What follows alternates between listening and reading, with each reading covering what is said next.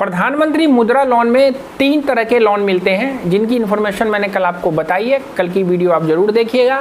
और तीनों में अलग अलग डॉक्यूमेंट्स लगते हैं। वो क्या डॉक्यूमेंट्स होते हैं, स्टेप बाय स्टेप सारी इन्फॉर्मेशन आपको इस वीडियो में मिलेगी।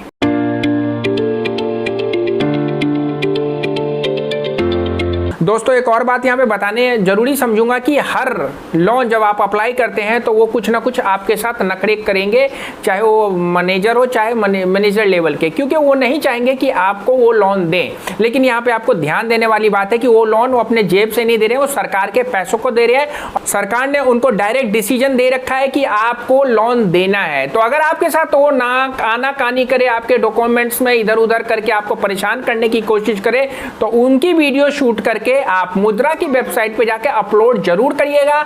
पीएमओ को मेल या ट्वीट जरूर करिएगा, ताकि उन्हें पता चले कि वो पैसा जो आपको दे रहे हैं वो उनका पैसा नहीं है, वो सरकार का पैसा है और सरकार आपको देना चाहती है, आपको काम करने के लिए, रोजगार के लिए, ताकि हमारे देश की उन्नति हो। मुद्रा लोन के फॉर्म को बहुत अच्छे से नीले वॉलपेपर से भरने के साथ फॉर्म, आपको लोन का फॉर्म मिलेगा, या तो बैंक में मिलेगा या वेबसाइट पे जाके आप अपलोड कर सकते हैं। मुद्रा लोन का फॉर्म आपके पास होना जरूरी है। तो ये दस्तावेज लगेंगे जो कि आपको मैं बताने जा रहा हूँ। सबसे पहले आपका 2 फोटो लगेगा और आपका दूसरे नंबर का जो डॉक्यूमेंट्स होगा वो आपका पहचान का प्रमाण पत्र होगा। खुद की पहचान संबंधित दस्तावेज के रूप में आप इन दस्तावेजों में से किसी एक की फोटोकॉपी जमा कर सकते हैं। कागजात की फोटोकॉपी पर आपको अपने हस्ताक्षर भी करना होगा। मतदाता पहचान पत्र, ड्राइविंग लाइसेंस, पैन कार्ड, आधार कार्ड, पासपोर्ट इत्यादि कुछ भी हो सकता है। आपके पहचान का प्रमाण, जिसे केवाईसी भी बोला जाता है। फिर उसके बाद होता है आपके निवास संबंधित प्रमाण पत्र, यानी कि आप जहाँ पे रहते हैं वहाँ का प्रमाण पत्र। इसमें आप अपने पते के प्रमाण के रूप में आप इनमें से कोई एक कागजात की फोटोकॉपी जमा कर सकते हैं।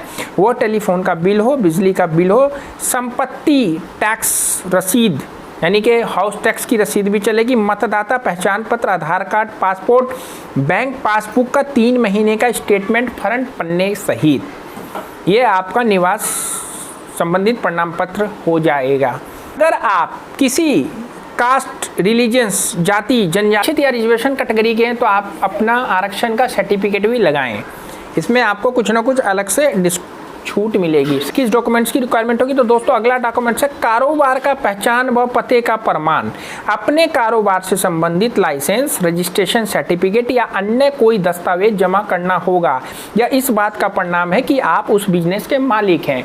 दोस्तों अगर आप इंडिविजुअल हैं और आप अगर एमएसएमई रजिस्ट्रेशन है या आपने कोई रजिस्ट्रेशन करवा रखा है किसी भी तरीके से, तो उसका सर्टिफिकेट आपको लगाना होगा। तभी तो प्रूफ होगा कि भाई आपको आप उस काम के मालिक हैं, तभी ना मालिक को लोन मिलेगा। उसके बाद जो सबसे बड़ी चीज़ होती है वो होती है कोटेशन। कोटेशन नाम की चीज़ आप पहली बार हो सकता है सुन रहे हो। कोटेशन का मतलब जो होता है वो बड़ी बारीकी से आपको समझना पड़ेगा। आज मैं केवल बता रहा हूँ, कल कोटेशन भरना भी सिखाऊंगा कि कोटेशन कैसे भरा जाता है। कोटेशन यानी कि मशीनरी या सामान की आपूर्ति के लिए आपको बताना पड़ेगा कि ये चीज़ मुझे कहाँ से लेनी है और वो कितने की आएगी। अगर आप बिजनेस बढ़ाने के लिए मुद्रा लोन ले रहे हैं तो इस कोटेशन में आप सामान या मशीनरी खरीदने की लागत आदि को लिख के देंगे, या आप जहाँ से लेंगे उनसे लिखवा के विद जीएसटी वो आपको लगाना पड़ेगा। आपूर्ति करने वाले का नाम, मशीन या सामान का विवरण, ये बात कोटेशन में आपको लिखना जरूरी है।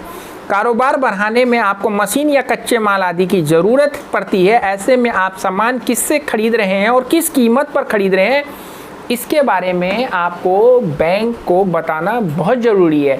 क्योंकि जो पैसा शुरू में बैंक देगा वो पैसा उसको देगा जिससे आप सामान ले रहे हैं। इस बात को आपका ध्यान रखना जरूरी है। कोटेशन में अगर आपको कोई दिक्कत हो रही है तो आप जिससे मान लेंगे आप उसके पास जाएंगे, उसको बोलेंगे कि मुझे मुद्रा लोन के लिए कोटेशन की रिक्वायरमेंट है। वो एक अपने अथॉरिटी लेटर पे अपने जीएसटी नंबर समेत आपको कोटेशन बना के देगा। हो सकता है यहाँ पे भी ऊपर नीचे हो कि हर दुकानदार कोटेशन जब देता है तो उसमें वो ज़्यादा चार्ज करता है। तो आप यहाँ पे भी उसकी वीडियो बना के मुद्रा की साइट पे ज़रूर अपलोड करिएगा।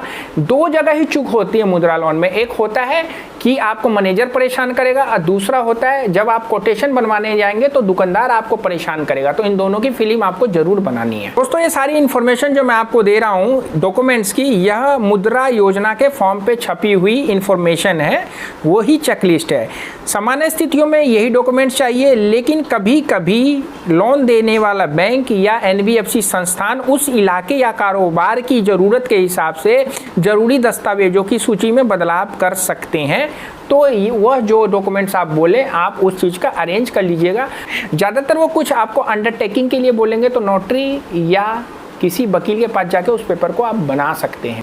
अगर आपको मुद्रा लोन लेना है तो पहले अपनी ब्रांच में जाइए, अगर वहाँ पे मुद्रा लोन की शाखा है तो वो आपकी हेल्प करेंगे, अदरवाइज नहीं है तो आपको बताएंगे कि हमारे एरिया का मुद्रा लोन की शाखा वहाँ है, तो आपको वहाँ जाना होगा और अपना प्रपोजल उनको बताना होगा कि मुझे मुद्रा लोन लेना है।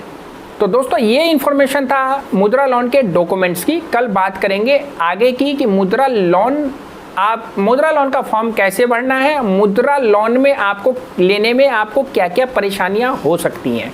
तो दोस्तों ये इन्फॉर्मेशन अगर आपको अच्छी लगी तो प्लीज़ वीडियो को लाइक करिएगा, दोस्तों के साथ शेयर करिएगा, कुछ कमेंट्स जरूर करिएगा।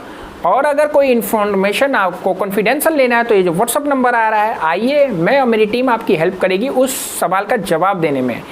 और दोस्तों मेरे चैनल पे आप नए थे तो प्लीज़ जाते जाते रिक्वेस्ट करूंगा चैनल को सब्सक्राइब करके ही जाइएगा, बेल बटन दबाइए, ऑल नोटिफिकेशन चालू करिए ताकि हमारी आने वाली वीडियो सबसे पहले मिले। दोस्तों मैं था अब्दुल, आप देख रहे थे एज के टिप्स। कोरोना काल में आप कुछ नई चीज़ सीखिए, क्योंकि बहता हुआ पानी चलता रहता है लेकिन पानी रुक जाता है तो सर जाता है। जीवन को सराइए नहीं, जीवन को चलाइए, कुछ नया सीखिए।